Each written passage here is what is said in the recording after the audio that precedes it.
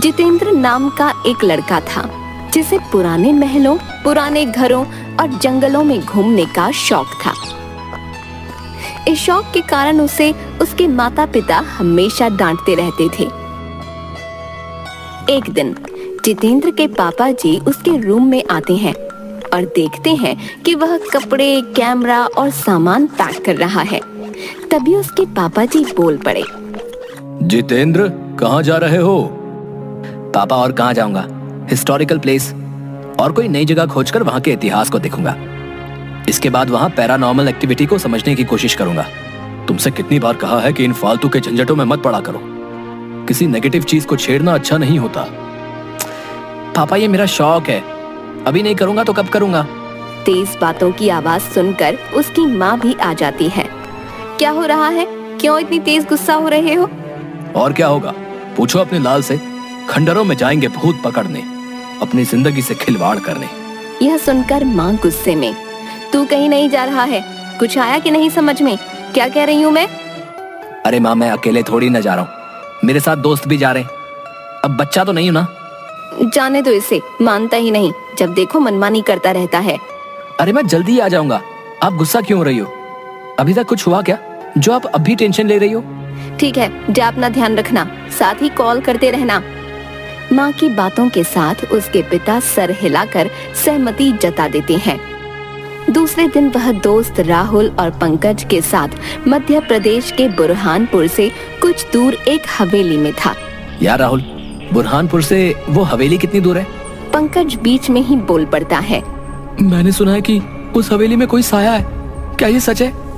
जिस हवेली में जा रहे हैं वो बुरहानपुर रेलवे स्टेशन से 60-70 किलोमीटर है। हाँ पंकज, वहाँ के लोग कहते हैं कि उस हवेली को एक ही रात में जिन्नात ने बनाया था। यार कुछ भी, हम लोग कितनी जगहों पर गए, कभी कुछ मिला है? हवेली पर भी कुछ नहीं मिलेगा।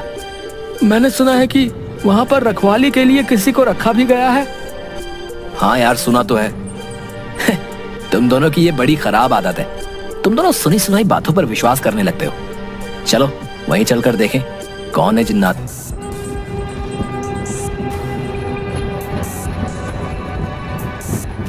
ट्रेन से रेलवे स्टेशन उतरने के बाद चलो किसी होटल में जाकर फ्रेश हो लिया जाए।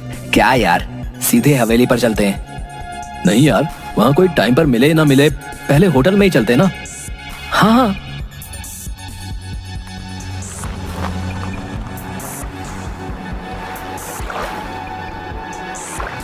फिर तीनों होटल में जाते हैं। वहाँ भी हवेली के बारे में वो बात कर रहे होते हैं। मैं तो बहुत एक्साइटेड हूँ हवेली पर जाने के लिए। तभी होटल मैनेजर, सर आप मत जाइए, वो हवेली बहुत मनहूस है। जो भी गया और रात में रुका तो कभी वापस नहीं आया। तभी जितेंद्र रोकते हुए, क्या फालतू की बातें कर रहे हो? कभी गए हो वहाँ? फालतू की बातें करते हो। सॉरी सर, पर क्या? जाओ यार यहाँ से, फालतू में डराओ मत। मैनेजर वहाँ से चला जाता है। तुमने उसे इतना बेमतलब डांट दिया, ये गलत है भाई। पंकज भी हाँ में सिर हिलाता है। हाँ यार, यहाँ से जाते हुए उनसे माफी मांग लूंगा। माँ और पापा का गुस्सा इन्हीं पर उतर गया। तैयार होने के बाद कैब बुक कर लेते हैं। कुछ देर बाद कैब आती है और वो बैठकर जाने लगते हैं।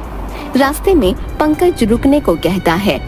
जैसे ही गाड़ी रुकी वैसे ही एक बूढ़े बाबा आकर खिड़की के कांच पर जम से आकर ठोकते हैं। तीनों घबरा जाते हैं। आ गए तुम वापस, वो तुम्हारा ही इंतजार कर रही है। वो अभी यहीं है, कहीं नहीं गई। रे बाबा, इन्हें डराओ मत, अपने लोग हैं। पागल है बाबा। ड्राइवर कैब चलाने लगता है। पीछे से बाबा चिल्लाते हुए कैब के पीछे भागते हुए कहते हैं, बेटा मत जाओ वहाँ, मत जाओ वहाँ। हवेली पहुँचने के बाद गाड़ी वाला सिक्योरिटी गार्ड के पास छोड़कर चला जाता है। सलाम साहब, मैं निचांग, इस हवेली का गार्ड। हेलो निचांग। चलिए साहब, आप रूम में बैठिए, मैं आपके लिए चाय लेके आया है। ये चाय क्या है? पीने वाला, वो आप टी कहते हो ना, टी, वही। तीनों हंसने लगते हैं। उन्हें देख निचांग को भी हंसी आ जाती है। अच्छा चाय, जाओ जाओ लाओ। तीनों चाय पीने के बाद निचांग से, चलो हमें घुमा दो हवेली। साहब आप अंदर जाकर लेफ्ट मुड़ जाना, वहाँ अम्मा मिलेगी है, वो आपको घुमा देगी है साहब, पर शाम से पहले वहाँ बाहर आ जाना है, नहीं तो क्या साहब अच्छा नहीं होगा। बेहुदी बातें, कोई सेंस नहीं है इन बातों में। वो बूढ़ी औरत जब बाहर निकलेगी हम भी आ जाएंगे। नहीं साहब, अम्मा को वो कुछ नहीं करेंगे, आपको कुछ हो गया तो मेरी नौकरी खतरे में आ जाएगी है? भाई जल्दी आ जाएंगे ना हम। यार तू आए ना आए, हम दोनों आ जाएंगे। हाँ चलो ठीक टाइम से पहले आ जाएंगे। अब तो चलो। अंदर जाते हुए लेफ्ट से कुछ पत्थरों की आवाज आ रही थी, जैसे कि उनसे कुछ पीसा जा रहा हो। तीनों धीरे धीरे अंदर पहुंचते हैं। तभी वह बूढ़ी अम्मा मसाला पीसते हुए दिखती है। अम्मा, ओ अम्मा। वह मुड़कर कोई जवाब नहीं देती। फिर पंकज आवाज देता है, ओ दादी, ओ दादी। वह मसाला पीसते हुए रुक जाती है, धीरे से पीछे देखती है। वह उस वक्त काफी डरावनी सी लग रही थी और कहती है, अच्छा इस बार बच्चों आप लोग आए हैं। जी अम्मा, आप हमें इस हवेली में घुमा दोगी? हाँ, पर कोई मुझसे दूर नहीं जाएगा, विशेषकर ऊपरी मंजिल पर बिल्कुल भी नहीं। क्यों अम्मा, ऐसा क्यों? इसे जिन्नात की हवेली क्यों कहते हैं? इस हवेली को इंसानों ने थोड़े ही बनाया है। इसे मेरे वालिद जो आलिम थे, उन्होंने जिन्न को काबू करके रातों रात इस हवेली को बनवाया था। क्या वो जिन्न अभी भी काबू है? अब वह सभी जिन्न किसी के काबू में नहीं है। मतलब कुछ भी है?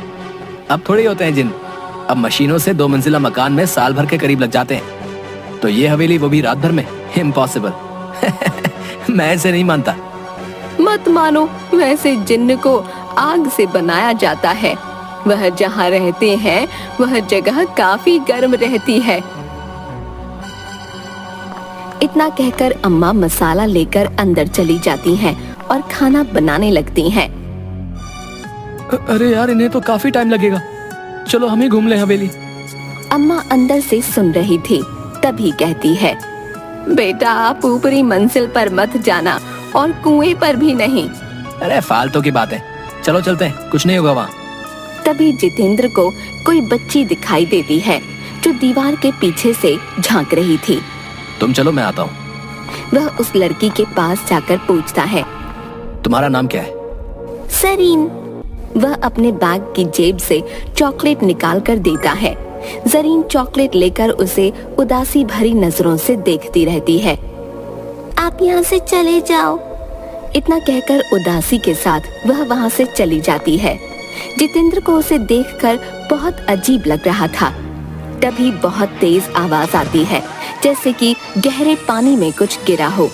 जितेंद्र दौड़कर आवाज वाली जगह पर जाता है।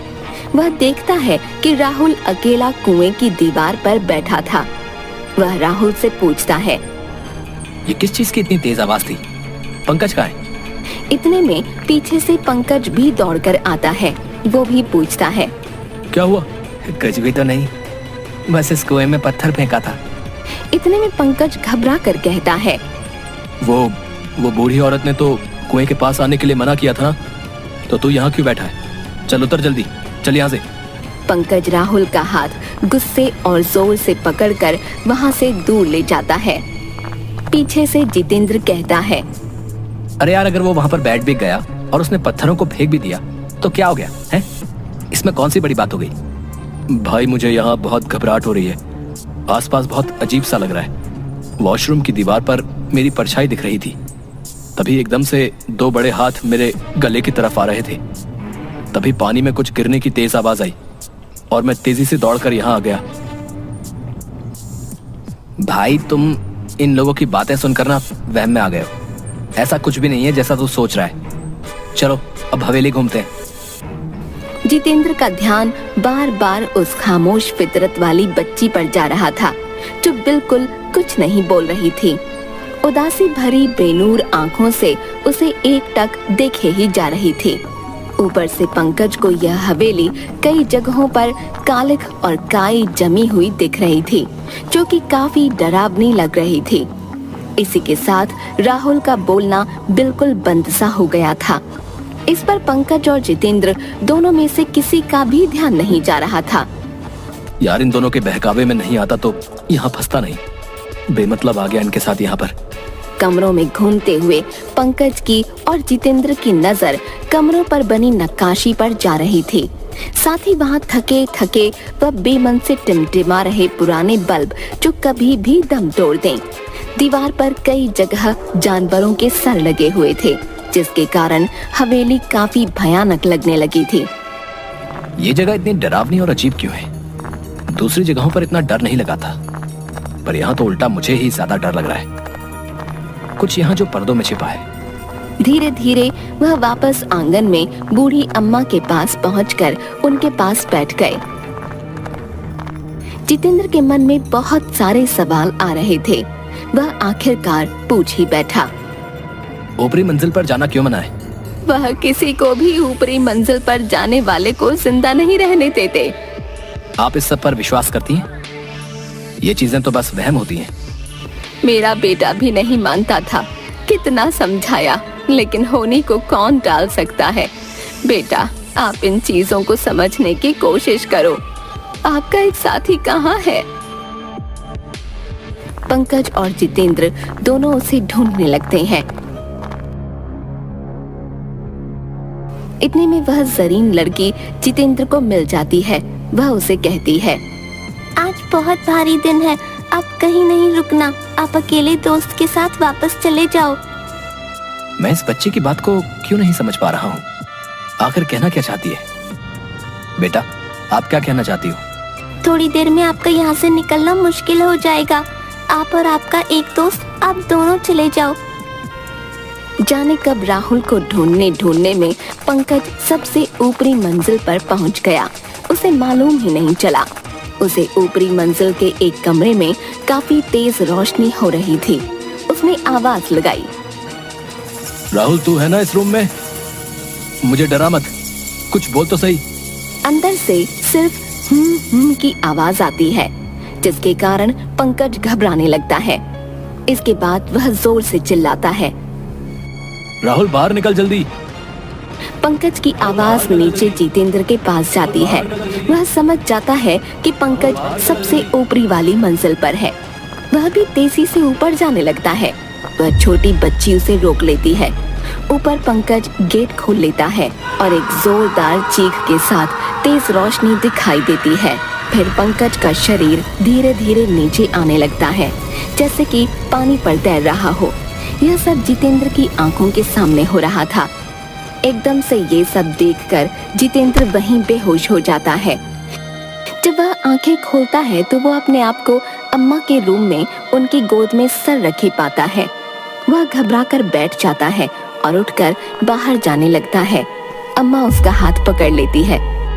अब कोई फायदा नहीं है, अब रात हो चुकी है। तुम इस कमरे से निकलते हो तो तुम्हारा हाल भी दोस्तों जैसा हो जाएगा। देखना चाहते हो तो खिड़की के छेद में से देखो, खिड़की मत खोलना। जैसे ही वो बाहर देखता है तो उसके दोनों दोस्त दिखते हैं। एक अध जला और दूसरा पानी की वजह से फूला हुआ।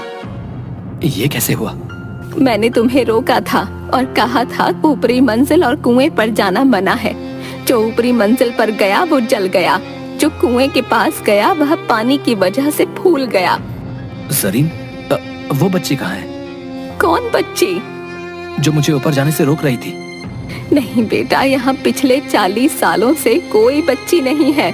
जितेंद्र ये सुनकर बिल्कुल सुन्न सा रह जाता है। फिर वही लड़की को एक फोटो में देखता है। यही तो है वो बच्ची, यही तो है। यह मेरी बेटी है जो ऊपरी मंजिल से सीधे कुएं में जा गिरी थी। वही जिन्नों की वजह से, इसीलिए मैं यह हवेली छोड़ना नहीं चाहती हूँ। मुझे बाहर जाना है, हवेली से बाहर जाना है। सुबह होते ही मैं निकल जाऊंगा। बेटा, जो इस हवेली में एक रात में फंस जाता है फिर वो वापस नहीं निकल पाता। यही यहाँ की सच्चाई है। रात भर वो दोनों बैठे रहते हैं। सुबह होते ही जितेंद्र गेट खोलकर बाहर निकलता है। वैसे ही वो देखता है कि राहुल उसे आवाज दे रहा है। जितेंद्र, ओ जितेंद्र, यहाँ मेरे पास आ जा। ओ जितेंद्र, मैं यहाँ हूँ अंदर। फिर वह कुएं की दीवार पर बैठकर वापस अंदर कूद जाता है। फिर से यही रिपीट होता है।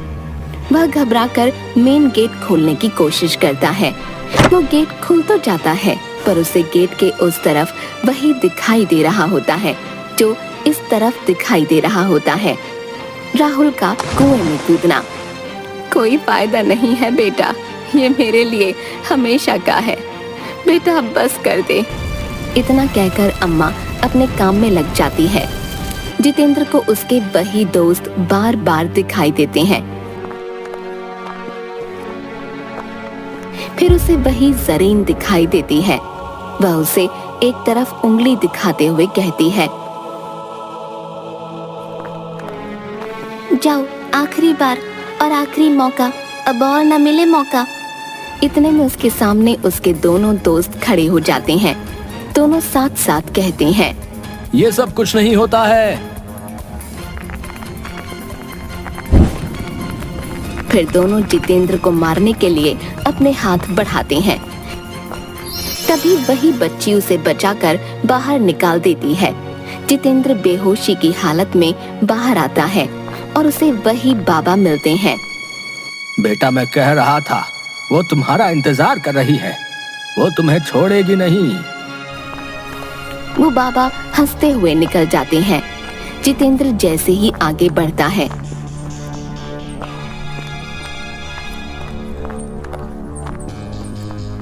उसे एक गाड़ी दिखती है। उसमें भी 3 दोस्त उसी हवेली में जाते हुए दिखते हैं। वही सीन वापस से उसे दिखने लगता है, पर वो बाहर होता है। गाड़ी में कोई और होते हैं। जाते जाते वह वापस मुड़कर देखता है तो वो बच्ची उसे ही देख रही होती है। उस बच्ची के साथ भी वही हादसा होते हुए उसे दिखता है। बच्ची को आग लगती है और वो नीचे गिरने लगती है। अब जितेंद्र समझ गया था कि जिंदगी अनमोल होती है, बड़ों का कहना मान लेना चाहिए। वह मान गया था कि किसी भी शक्ति को नकारा नहीं जा